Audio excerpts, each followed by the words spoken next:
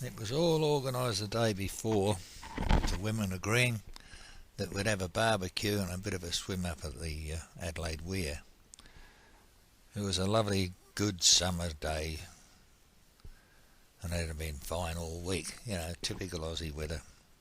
Not really hot, but really nice weather. So anyhow, the Weir was a good place to go, and we'd organised everything, and who was going to bring what and what, and the barbecue and the food, etc., etc. And I had some old wooden surfboards at home, so I decided to bring them as well. Give the kids a ride on there, they can play on that. And us men would just sit down in our chairs and keep an eye on, or have a few beers.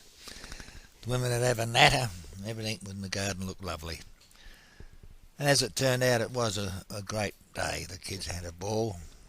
The littlies had their little lifeys on their arms. The older ones that couldn't swim, we made sure they had life jackets on. So all in all, as I say, it was a good day. Had the barbecue, everyone had been fed. No water for an hour afterwards, that was a strict rule of them days. Still is, I suppose.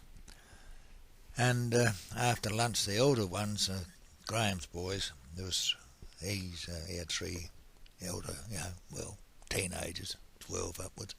They went fishing down below the weir. The littlies were still jumping around, having a hell of a good time. And our time wore on in the afternoon. And about 3 o'clock, I came up with a brilliant idea. I must have been half muzzled as usual. I said, let's go up and sink the bloody Popeye. That was the boat that ran up and down the river, the tourist boat. And, all right.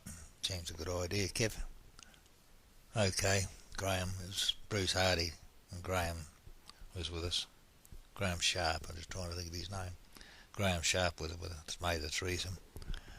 So time went on, by about 4:30, 5 o'clock, we'd actually got up and decided to do it. Well, this time the Popeye had stopped running, of course. He'd packed it in for the day. So we jumped on our paddle boards, and each of us grabbed a long neck, 26-ounce bottle of beer, and started paddling up the creek, up the River Torrens, the Torrens Lake, and heading towards the Popeye. Here was a couple of bridges up. We had to go under Morford Street Bridge, under the Adelaide City Bridge, and then the Popeye moorings were just there. It's a good kilometre, I suppose it'd be 2.5 kilometres. Had no paddles as such, we just paddled by hand.